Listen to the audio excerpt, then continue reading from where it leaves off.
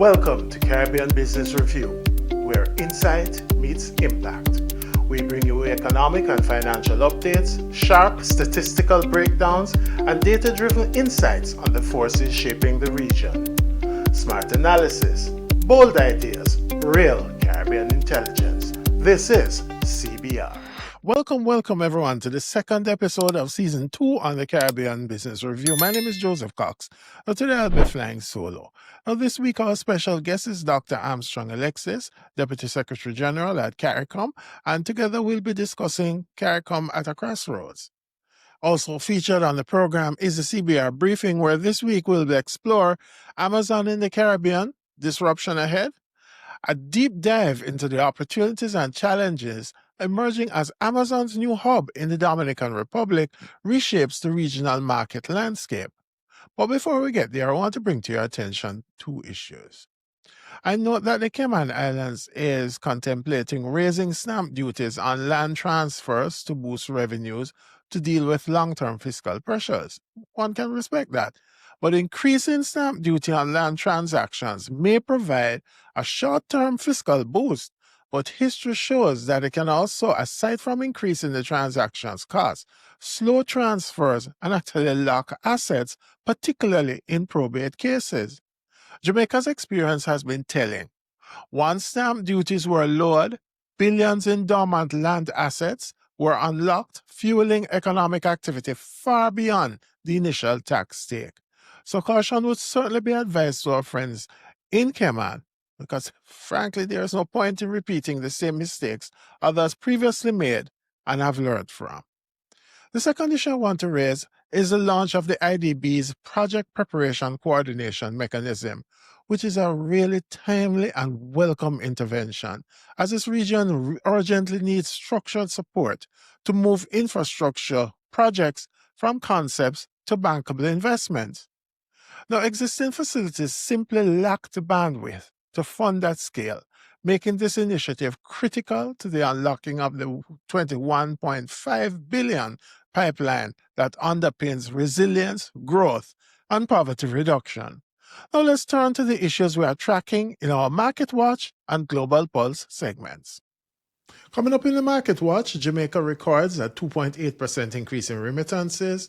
Credit card FX spending in Trinidad and Tobago is 40% of demand.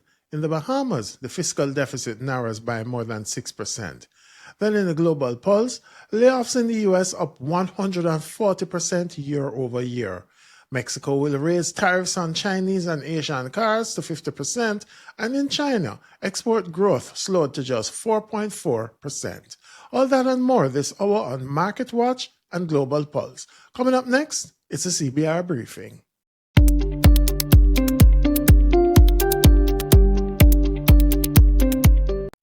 This is your CBR Briefing. I'm Joseph Cox. Amazon has officially opened its first Caribbean logistics hub in the Dominican Republic. It's a quiet development, but it could mark a big shift for the region's digital economy. For years, Caribbean businesses and consumers have struggled with high shipping costs, customs bottlenecks, and slow delivery times. Many rely on freight forwarders in Miami just to access online goods. Amazon's move signals that the region is now on the radar of global logistics giants. But the Caribbean has been here before. JCPenney once set up an outlet in Jamaica to receive U.S.-ordered goods. It shuttered quickly under the weight of customs duties and high logistics costs. Today, Jamaicans are ironically geo-blocked from JCPenney's website altogether. That cautionary tale shows how fragile e-commerce initiatives can be in the Caribbean if costs and policy barriers aren't addressed. The Dominican hub may succeed where others have failed because of scale and Amazon's logistics muscle. Consumers there gain faster, cheaper access to products, while MSMEs can plug directly into Amazon's fulfillment network. The question is whether other Caribbean markets will follow or remain stuck with higher costs and fragmented systems. And then there's the impact on freight forwarders. Across the region, hundreds of small companies have built businesses on their shop in Miami, ship to Kingston or Port of Spain model. If Amazon offers direct shipping bundled with fulfillment, those forwarders could be squeezed. Their margins depend on volume, and Amazon's scale undercuts their role as middlemen. Some will adapt by consolidating or offering value-added services like personal shopping or clearance for non-Amazon retailers. They might also lean on relationships with retailers who don't integrate with Amazon, keeping themselves relevant in niches Amazon ignores. But if giants like Amazon expand beyond the Dominican Republic and governments streamline customs to accommodate them, freight forwarders risk being disrupted out of the market. In the short term, the biggest hit is in the Dominican Republic, where Amazon has landed. In Jamaica, Trinidad, Barbados, etc., forwarders may benefit in the near term because Amazon still isn't directly present. But long term, the writing is on the wall. Scale players will erode their dominance. However, customs duties and tax regimes still shape outcomes. If clearance costs remain high, forwarders can argue they add efficiency in navigating bureaucracy. But if governments streamline digital customs to accommodate giants like Amazon, freight forwarders lose their competitive edge. And here's the macro warning. In Trinidad and Tobago, credit card spending already accounts for nearly 40% of foreign exchange demand. Now, that's not all e-commerce, but credit card usage captures a big slice of online spending, much of it with overseas merchants. This highlights the risk of digital leakage. Caribbean consumers demand global goods, but the foreign exchange outflow weakens local reserves. If Amazon's presence accelerates that trend without stronger linkages to local businesses, without policy alignment, the region risks deepening its role as a consumption market rather than building productive linkages. The T&T data also underlines the need to connect logistics reforms with regional fintech, payments, and trade policy. Nor is Amazon the only disruptor. Platforms like Shein already ship directly from China to Caribbean consumers, bypassing both Miami and local intermediaries. Shein wins on ultra-low prices, but delivery often takes weeks. Amazon, by contrast, wins on speed and trust. Together, they squeeze freight forwarders from both sides, and they highlight a deeper reality. Unless the Caribbean builds its own role in global e-commerce value chains, we will remain consumers of other people's platforms, not producers in the digital economy. The lesson is clear. E-commerce is no longer a side issue. Logistics, payments, and digital trade rules will decide who benefits. The Dominican Republic has taken the first step with Amazon. Now the rest of the Caribbean faces a choice: adapt, innovate, and reform, or risk being left behind. Well, that's your CBR Briefing. I am Joseph.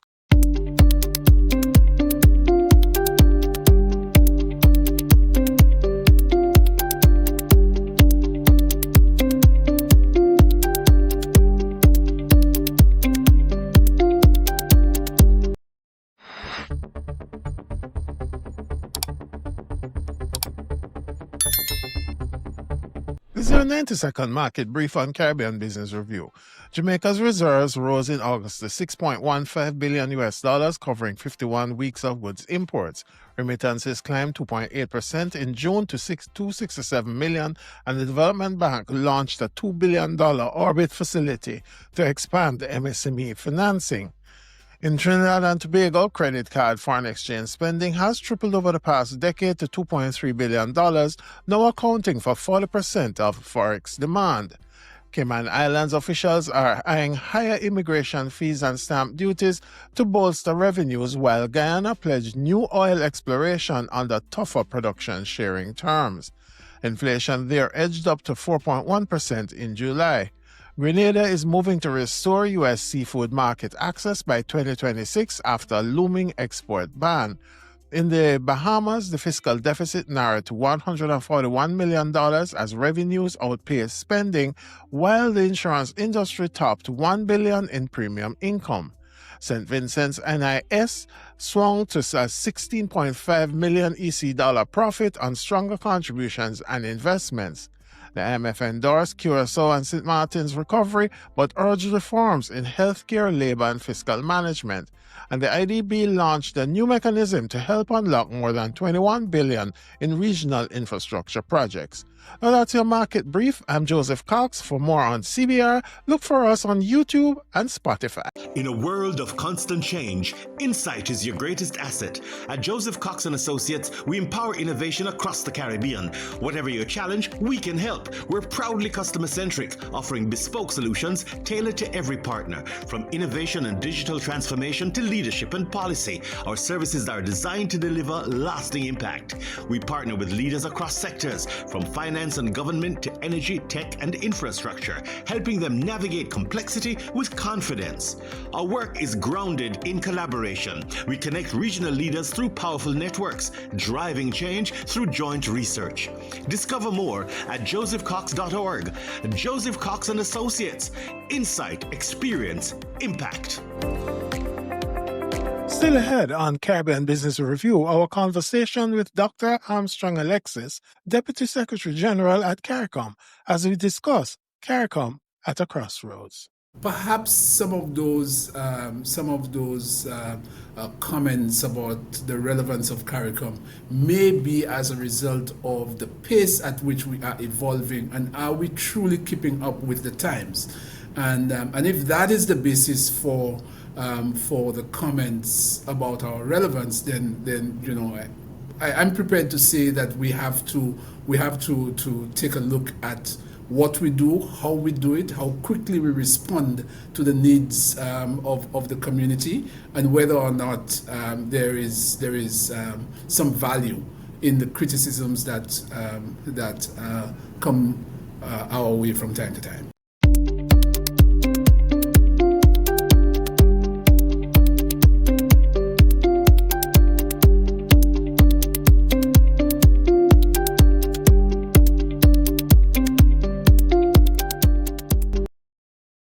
Okay, welcome back, everybody. This is the Caribbean Business Review, and my name is Joseph Cox. Now, this week, our very special guest is Dr. Armstrong Alexis, who is the Deputy Secretary-General of CARICOM. Now, Armstrong is a man with wide, I call it global experience. He's been in Africa. He's been in Suriname. Of course, he's a native of St. Lucia. And really a true Caribbean spirit and a true advocate for this region. Now, Armstrong, in welcoming you to the program, this, I suppose, the very first question I can ask you is, based on the utterances of former Prime Minister, now leader of the opposition of St. Lucia, Alan Chastanet, who declared that, you know, the OECS might want to rethink its position with CARICOM. You have former Governor Dr. Delisle Worrell, former Central Bank Governor in Barbados, Delisle Worrell. He has come out and said that CARICOM integration goals are no longer viable. And of course, you have the usual naysayers who speak about CARICOM being more performative about integration rather than anything else. And the question really is simply this. Is the CARICOM experiment, has it failed? First of all, Joe, thanks for having me on your program, and really, really good to see you again. I know you're Indeed, one of my those friend. persons who dedicated many of your years of professional life to the Secretariat and to regional integration. So it's really a pleasure to be sharing my own thoughts with you on your program. Are the objectives of CARICOM, you know, dead? My simple one word answer to that question is no. It is not. But we have to face the reality that as an integration movement, our role and our function cannot remain static, and therefore there are compelling changes in the environment in which we operate that would dictate that we too have to move with the times and review the things we do and the way we do them, with the primary focus, obviously, on ensuring that the citizens of our region benefit from our efforts. So when CARICOM was established, 52 years ago, there was a compelling argument for the integration of the region. It started off from ensuring that there was sufficient opportunity for trade, and it evolved into a deeper integration movement that involves regional policy frameworks, common positions on international issues, and of course ensuring that the regional space, for various reasons, including economies of scale, would benefit small island developing states, as we that form the crux of our membership. So things are changing. The dynamics of the environment in which we operate are changing, and therefore we too have to evolve. Perhaps some of those comments about the relevance of CARICOM may be as a result of the pace at which we are evolving, and are we truly keeping up with the times? And if that is the basis for the comments about our relevance, then I'm prepared to say that we have to take a look at what we do, how we do it, how quickly we respond to the needs of the community, and whether or not there is some value in the criticisms that come our way from time to time.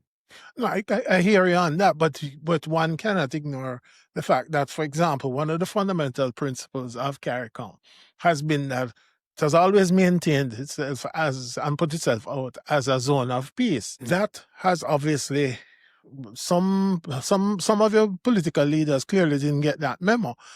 And so what you have now is public fragmentation, right? So the Prime Minister of Trinidad, she has made her utterances. The Prime Minister of St. Vincent has slapped back very harshly regarding the utterances about, who is accepting the United States and their activities or potential activities with Venezuela. Now, once you start to engage in that, Armstrong, I'm not sure that you can really blame anybody for really looking at those things and wondering whether or not it has served its time, honestly. Well, let's put it that way. We're dealing with sovereign states. We do not have a supranational entity such as the European Union. In the case of the European Union, member states of the European Union have surrendered certain laws to a European Parliament, and therefore there are legal and political means of addressing some of the issues that the EU faces. It is not the same with CARICOM. We are a grouping of sovereign countries, and from time to time, for various reasons, member states will have differing opinions, differing views, and sometimes different policies on the way in which matters are to be addressed. From my experience being at the Secretariat, and I'm certain long before I joined the Secretariat, and I'm sure when you were at the Secretariat, you would have experienced the same thing as well, that what appears to be a fractious a relationship usually comes around to some level of understanding of what it means to be Caribbean, what the Caribbean space entails. And indeed, currently, there are issues around how we respond to what is happening in our hemisphere, what is happening particularly with the situation as it relates to the United States presence in the region. These are usually issues that cause member states and the heads of member states to rally around the fundamental principles of the treaty, the revised Treaty of Charles. I would not want to suggest at this point that that what appears to be varying views by a few of our leaders is a sign of irrelevance. What it is it's a sign of a dynamic organization that the members of that organization may be coming from different perspectives, and in the final analysis, we're able to have a united position on issues, particularly issues of foreign relations, of issues of foreign policy. Sometimes we're different, but there are many times when we're able to come together. And our position has been clear. The Caribbean region, the Caribbean Sea is a zone of peace, and that has not changed in the rhetoric of the CARICOM of the CARICOM region. Well, put it this way, you can say that, but the fact of life is that when this kind of conversation is played out in the public domain, I'm not sure that anybody is going to buy the argument that this is just simply disagreement. That's one. Two, Prime Minister of Trinidad has been very clear. She's not consulting with CARICOM on this at all.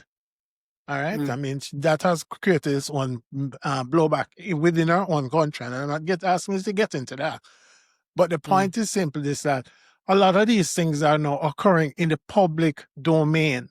Just like how you couldn't ignore Alan Chastain's thing about rethinking, the OECS involvement in CARICOM. These things are being done in the public space. And what it does, if you ask me, is that it is undermining confidence in the framework. Well, it's and that is why we have to be very mindful of the nature of the arrangement called CARICOM, because again, I will emphasize, we are dealing with sovereign states, heads of which have a responsibility first and foremost to the nationals of their country, and in that context, to understand how it is that coming together we can build a united force for the benefit of our citizens. There have been significant internal conversations around the current political environment of our region. We have had united positions being put forward before the government of the United States. We have had conversations. We have actually put out statements. So it depends on what one wants to focus on, and if the focus is on what an individual head of state said as opposed to the common position articulated by CARICOM, I think we need to be mindful that there's more than what meets the eye in terms of the conversations that are taking place. And I want you to and your audience to rest assured that the difficult conversations around ensuring that we maintain a common position on issues of relevance to the Caribbean continues to guide the work of the integration movement of the region.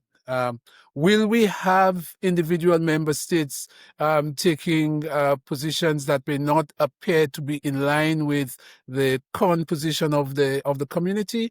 That will always, from time to time, happen. It has always happened, but we have been able to maintain a focus on ensuring that the Caribbean region moves lockstep with each other. Caribbean member states, CARICOM member states, that is, move lockstep with each other on the issues of importance to us. I hope you're right, because if the simple fact of life is that once you start to do that, one of the fundamental strengths, I would argue, of CARICOM is in terms of its ability to coalesce around political positions. And what this suggests is something else. But let's move on, because I want to raise with you the issue, because you talk about common positions, and I want to raise with you this issue about free movement. Because I mean, and I've been very public in my criticism of what has happened, and I'll say it here now for context. I view this last pronouncement about 4 member countries having full free movement as of October. I find it an exercise in incrementalism and a complete waste of time.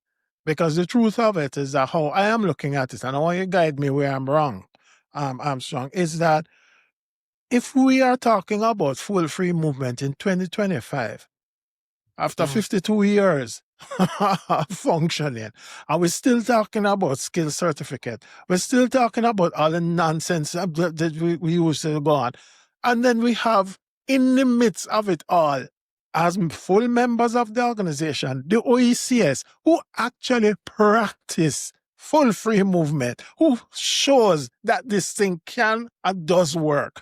What are we doing? What are we doing? There are many ways to answer that question, Joe. I think the first fundamental thing that we have to recognize, and it comes back to your very first question about the relevance of CARICOM, is the extent to which we are moving quickly enough to deliver the goods on behalf of the people of the region. I believe that this is a particular challenge that we face, and free movement is the cornerstone of regional integration. I think we can all agree on that. If people from the Caribbean community cannot move from one country to the next, and not just because of the legal barriers that exist, but also the cost of moving around, which is another issue that you perhaps would be interested in, particularly given the role that you played when you were at the Secretariat. If there are legal barriers, if there are cost barriers, if there are other barriers that after 52 years we have not been able to address, I can understand why there is frustration around those issues. The reason why you have 4 member states moving on is because, again, we recognize that as sovereign states, member states sometimes are not as prepared as we would like them to be to ensure that the positions and the decisions of heads are implementable at the national level. And therefore, it is wisdom. The CARICOM heads of government a few years ago, I think it was at the 47th meeting of the CARICOM heads of government, agreed on what is referred to as the enhanced enhanced cooperation.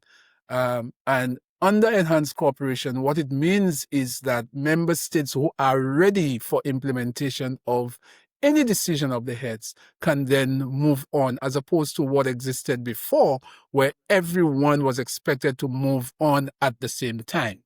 But if you we do do that, understand that the systems are different in some member states, and some can move faster than others. I want to see it as a positive thing. It's a positive thing that 4 member states have decided that they are going to open their borders to their brothers and sisters from those member states, who will be able to move freely, who will be able to have access to education, access to primary health care, etc. And we're really moving in the direction of ensuring that the legal requirements and the borders that we have set up can in fact be removed to allow citizens of the region to enjoy the benefits of being Caribbean, because that's essentially what it is that we're trying to achieve here. But it's interesting that you raise the issue about legal and treating with the legal issues, because I would argue, and my position is very clear. I think it's full time. We just have full free movement and end of that story. But under the revised Treaty of Chaguaramas, Article 7, to be precise, under the most favored nation clauses, the fact that you have full free movement in the OECS countries, which are full members of CARICOM, Mhm. then therefore the same privileges under the most favored nation clause, the same privileges should be accorded to all. So legally, CARICOM really is not on any great footing with this one. That's one. And two, I mean, we have to speak to the elephant in the room, and that's Haiti. Haiti has been excluded from this process. Now, how can we expect people to take us seriously But as a I'm not sure region? that Haiti has been included. I'm not sure that Haiti has been excluded from this process, though. As a matter of fact, I would say that that is incorrect. That it is not correct that Haiti has been excluded from the process. From the free movement? No, Haiti has not been excluded from the free movement. Oh, When conversations, what was that meeting number in Trinidad? The heads of government meeting in Trinidad, where the decision was made that we would be moving towards full free movement. At the time, the crisis that Haiti is currently experiencing was in fact part of the conversation, and it was decided then that given the current crisis, that there were greater imperatives to work with Haiti on ensuring that there was a Haitian-led response to the crisis in Haiti. And on that basis, a decision was made in terms of where the emphasis and the priority should be. But Haiti has never been excluded from free movement. I hear you on that, but to say the fact of life is that I do recall a period where a nice political presentation was made about bringing in Haitians, etc., and that just died. It died after a few weeks. So forgive me, but all right, I won't detain the conversation with that. Haiti has certainly not been excluded from free All right, movement. I mean, but we all nonetheless, know the entire region, the entire world, Joe, knows that that there is a particular challenge that Haiti. no, I'm not talking about now. I'm not talking about the current situation. But I mean, we all know that Haiti has been a full member of CARICOM for a long Haiti time. is a full member. Haiti is a full member of the Caribbean member, community. actually. Yes, and Haiti benefits from all of the services of the community, and even with what is happening in Haiti today, the community has deployed significant resources to work with the Haitian people to address the concerns of Haiti. I know that CARICOM does come under a lot of pressure about what is CARICOM doing about Haiti. But again, I think if one spends the time to look at what is actually happening in the community, one would recognize that the Caribbean community continues to play a leading role in advocating for addressing the long-term solutions for addressing the situation that Haiti currently faces. And that is primarily led by the Eminent Persons Group, of which 3 former prime ministers of this region have been charged with the responsibility of engaging the partners in Haiti, the political partners, civil society, etc., for finding a sustainable solution to the problems of Haiti. So the CARICOM has done as much as it can, given its limited resources and sometimes, frankly, its limited access to the situation there in Haiti. All right. I mean, we'll have to disagree on parts of that because, but anyway, let's move on. Because I need for you to speak to the issue of what is happening with the most favored nation clause. Because that, to me, in the same sense that I've been trying to make sense of why is it that the heads of government would have granted Guyana an exemption from this thing for a couple of years. Because I have a local content legislation, something doesn't make sense to me because. But is the article called favored nation? Though I think most that's favored nation. Yeah, man, that is the clause on there. It's part of the treaty, but the point is simply is why is it? I mean, from where you sit.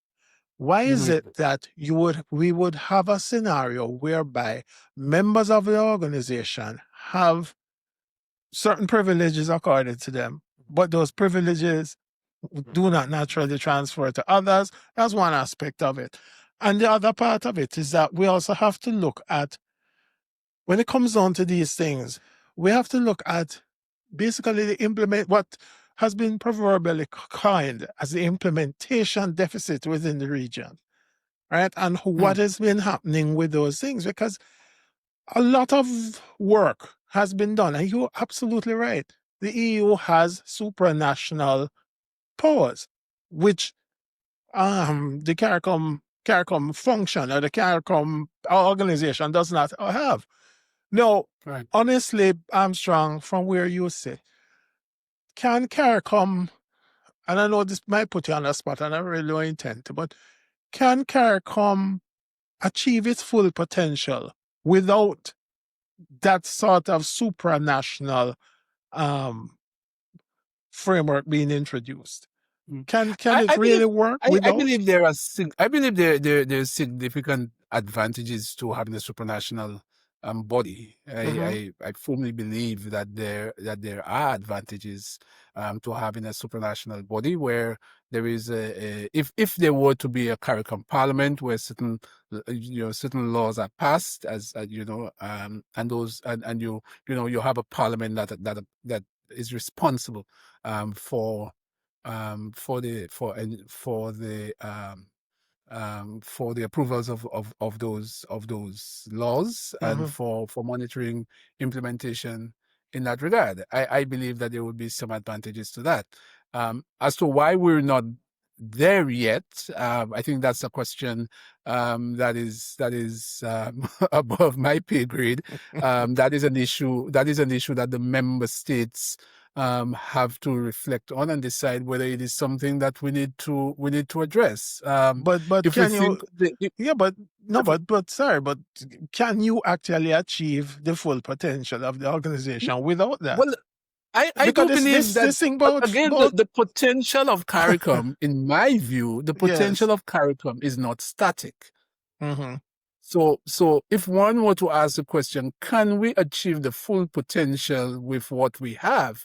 I would say that not even the European Union with its supranational parliament is achieving its full potential, because the potential is ever evolving. The needs are ever evolving, and therefore the response has to be ever evolving as well. Yeah, but Um, Armstrong. Yeah, and, I and, hear and you, therefore, yeah, but here is the problem that you face at the leadership level, the heads of government level, right? They do mm, not have a regional mandate. They have national mandates. So if you have a regional decision that is taken, it is going to be suborned to what obtains at the local level, at the national level. So therefore, you will always be, as far as I'm concerned, running around in a circle. well, again, I don't know that you will be running around in a circle. What it means is that there are certain realities, objective realities, and certain challenges that you're going to face.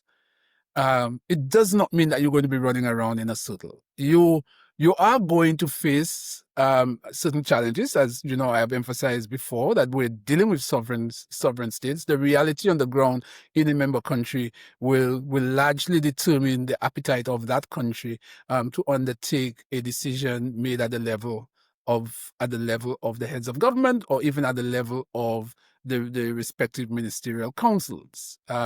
So there will always be difficulty with that.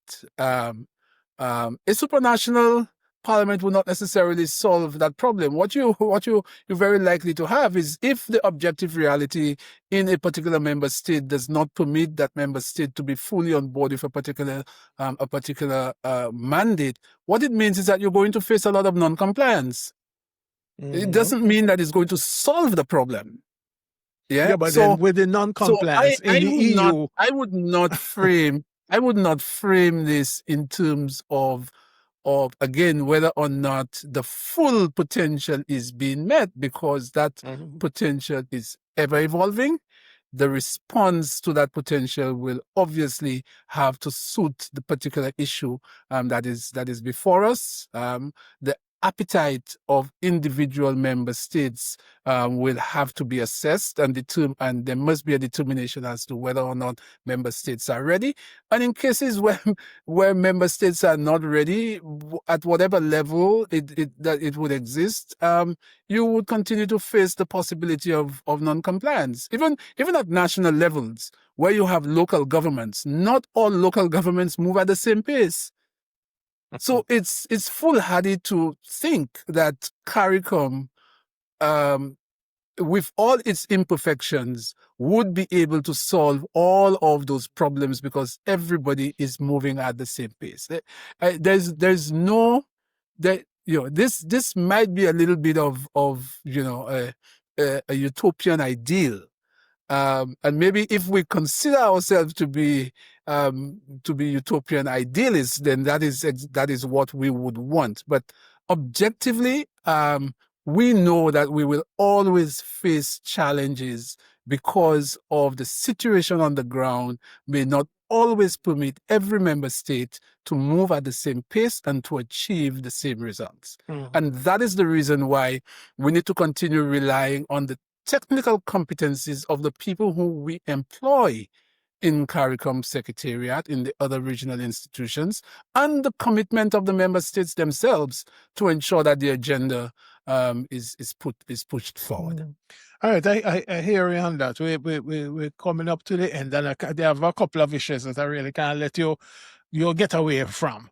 One of them is Africa. I mean, you spend seemingly a lot of time nowadays traipsing off to Africa.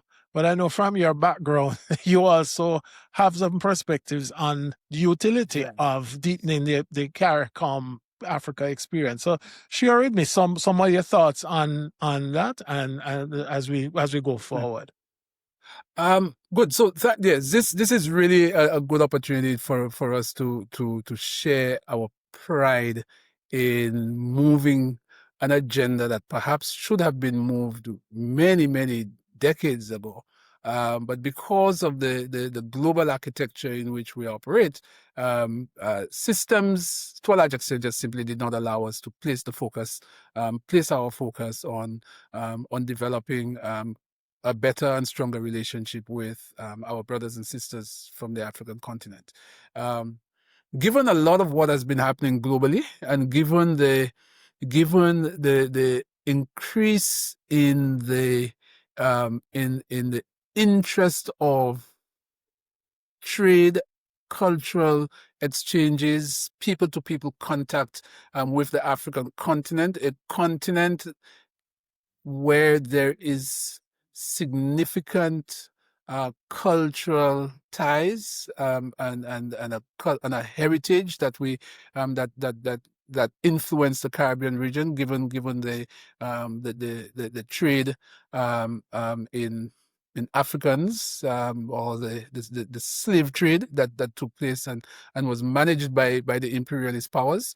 We're now seeing the liberation of our own selves and our own thought processes, and there is significant opportunity in our relationship with the African continent, sharing of expertise. We deal with a lot of tropical issues in the Caribbean, on the African continent. So there's a lot of opportunity there. Many of the African countries have very strong education systems. So the sharing of experts, the sharing of medical doctors, for example, is something that we're exploring, and other medical professionals. The export-import arrangements between ourselves and African member states, that is also being explored. And there is also great emphasis on creating transportation links between the Caribbean and the African continent, so we don't have to go north in order to get west. But again, many of those things will take a while because there's significant research that must go into it. We must have the economies of scale. If we're going to fly a plane from Senegal to Barbados, you're not going to fly an empty craft, right? If you're going to move a vessel from South Africa to the Caribbean, that vessel must have sufficient goods on it to be able to make it profitable. So these are some challenges that we face, but I'm really happy that I'm seeing greater and greater commitment, and the mere fact that we had the second CARICOM Africa Leaders Summit in Addis Ababa, Ethiopia, on Sunday the 7th, only last Sunday, I think is a good sign that we are moving in the right direction. All right, fair enough. No, but not won't fight you on that one at all. Last thing, because I couldn't have you here, and even though I wanted to touch on CARIFEST, I probably won't have the time. We have COP coming up. The whole issue of climate change. This is a real and present danger to this community. And frankly speaking, I'm often wondered whether or not the Conference of Parties, people call COP, right? I always wonder, I've started to wonder whether or not it is not just a gathering of probably civil servants who go there with some script and come back out and you have these long statements that actually mean nothing and that calling for something that has long gone past. So, was it now 1.5 to stay alive? All the data is saying that we're way above that, but we're continuing to bleat on that. No, to me, perhaps I'm not getting it, but the messaging seems to be wrong, and I'm not sure that we are actually very coherent as a region. And when I say region, I'm not talking also about the Caribbean, but the Pacific as well. I'm not sure there is structural coherence in really trying to confront the issues. What do you say to that? In a previous life, I engaged a lot with the COPs, number of different countries, including in the Pacific. In introducing me, you talked about my experience on the African continent. But even before I worked on the African continent, I worked in the Pacific as well. I resided and worked in Samoa, Fiji, and I covered all the islands of the Pacific. So I have that experience where I can compare, the small island developing states of the Pacific and the small island developing states of the Caribbean. What separates us? What is common across the two regions? And I can tell you, climate change is. When we say climate change is an existential threat, we need not just use those words as a phrase. It is real. Yeah. Agreed. When you face the atolls of the Pacific, Joe, where the highest point on an island is 4 meters, 1, 2, 3, 4, not 400 meters, 4 meters above sea level is the highest point on an island. Yeah. And that island, that nation state is already purchasing lands in another nation state to prepare for what they call climate refugees. Yeah. Recognize that our efforts to deal with the changing circumstances of our climate is not just, or ought not to be just talk. Is the COP achieving its objective in that regard? I have, and that is personal, I'm not representing the views of CARICOM here, I have my doubts that COP is achieving the kind of action that is required for our small island developing states to survive the next 100 years. I'm very concerned about it. Having lived on those flat atolls in the Pacific, and I'm saying the Pacific more than I'm even saying CARICOM, not to suggest at all that the problem is not as significant for us in the Caribbean as it is for the islands of the Pacific, because even with the changing the climate crisis that we're experiencing, we're seeing more vector-borne diseases because the temperatures are changing. Our our fish stock is depleting because of the warming temperatures of the ocean. Of course, we depend on tourism in the Caribbean, and we're seeing the erosion of our beaches, and the list goes on and on and on. I am of the view that the COP as it is currently designed is not putting the emphasis where the emphasis ought to be, which is to get the countries that are emitters of greenhouse gases to accept that it is their action of greenhouse gas emissions that is causing the problem downstream. We can engage in as much conversation as we wish in the Caribbean about renewable energy, about plastic pollution. We are not the polluters of Mother Earth. Our populations are too small. Too small. Whatever we do will not necessarily change the circumstance, because there is no air for St. Lucia and air for Jamaica and air for Europe.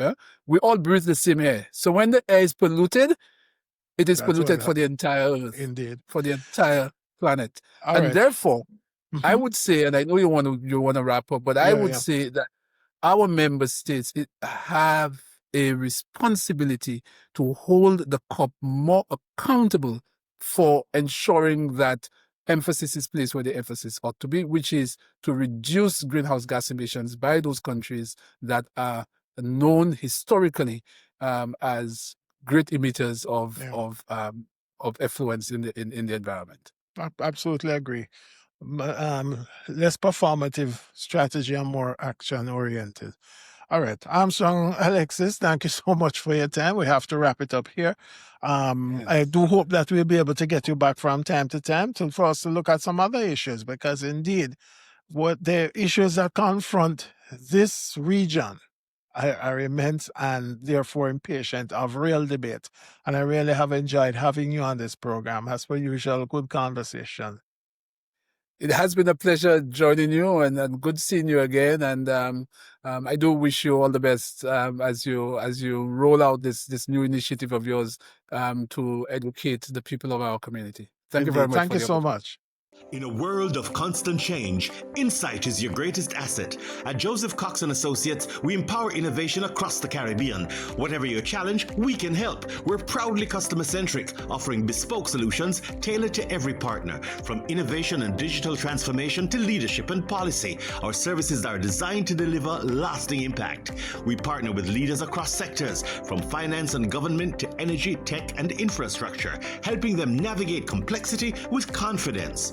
Our work is grounded in collaboration. We connect regional leaders through powerful networks, driving change through joint research. Discover more at josephcox.org. Joseph Cox & Associates. Insight, experience, impact.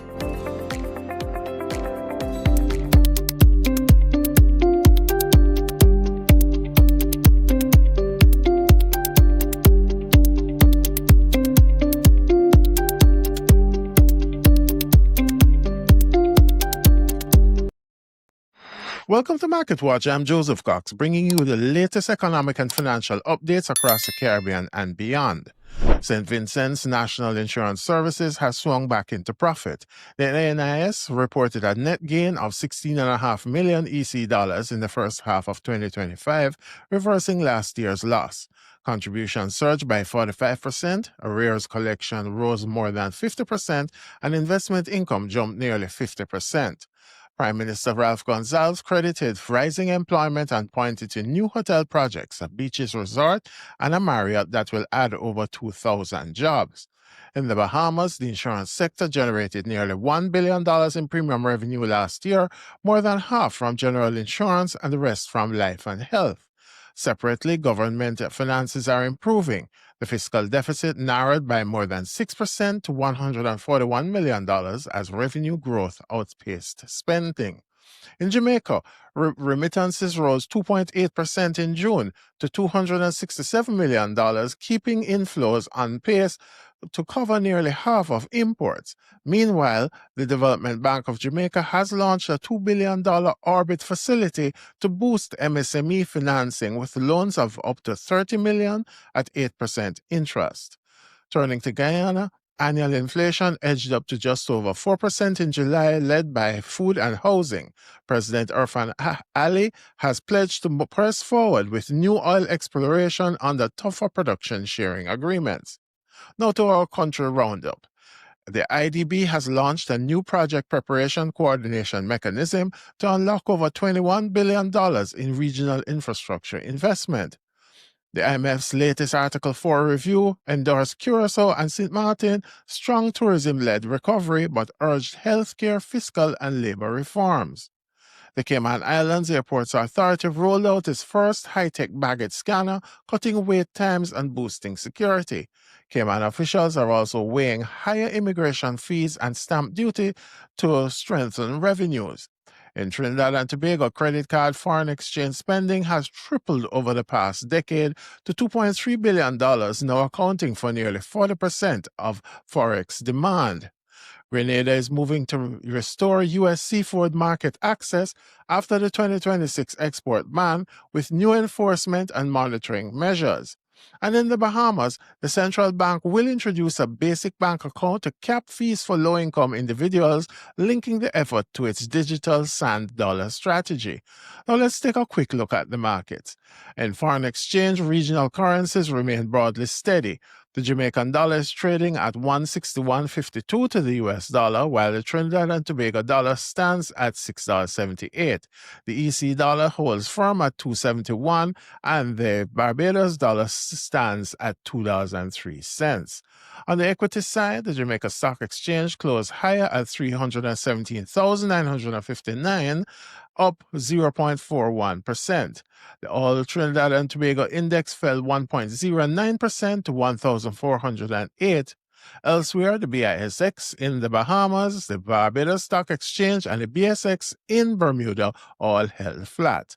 Top gainers included AS Bryden in Trinidad up nearly 15% and Margaritaville Turks in Jamaica rising 10%. Among the losers, Massey Holdings slipped over 9% and Cygnus Credit Investments fell almost 8%. Well, that's your Market Watch for this week. I'm Joseph Cox. Coming up next is the Global Pulse.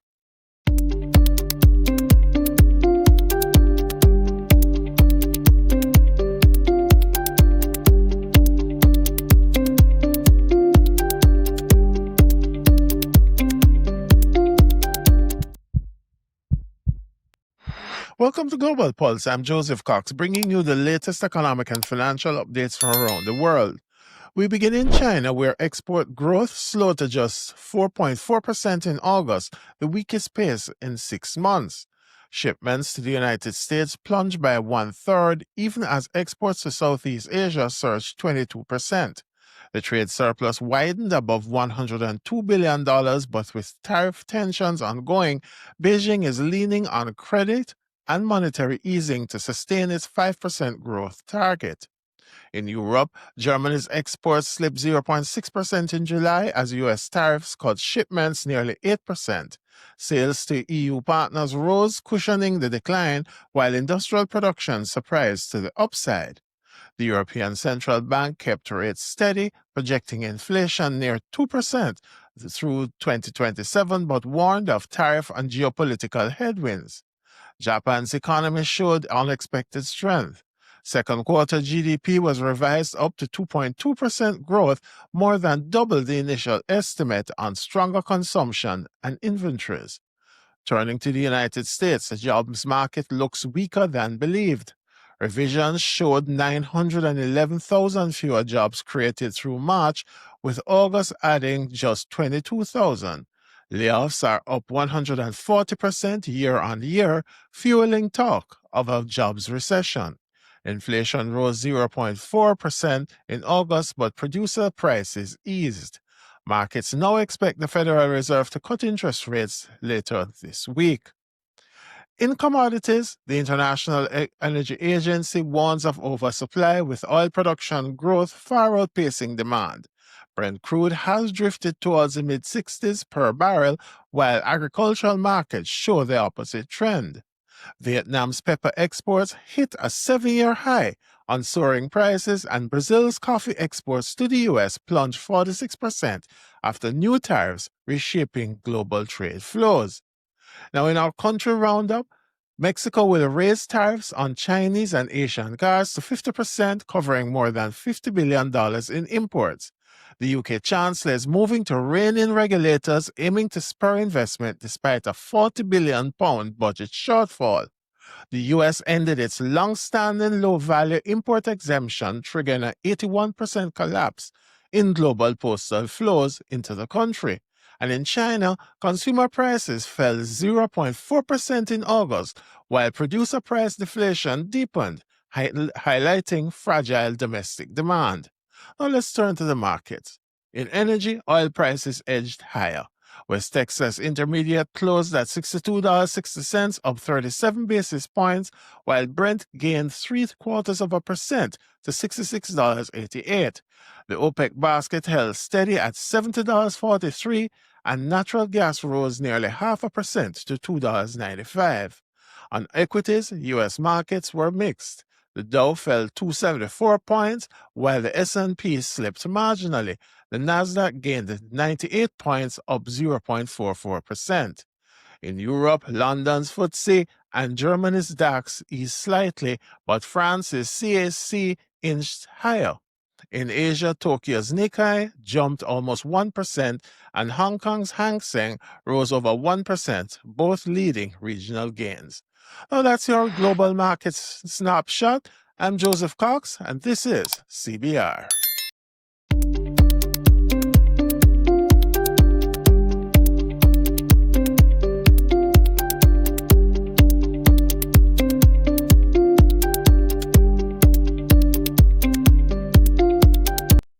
Well, that's a wrap, ladies and gentlemen, on the second episode of Season 2 of the Caribbean Business Review. Now, thank you to you, our loyal audience across all platforms, including MKR Radio. We appreciate your continued support as we live by the mantra, knowledge is strength, but information is power. A special thanks to our guest this week, Dr. Armstrong Alexis, Deputy Secretary-General at CARICOM, for his insights on CARICOM at a crossroads.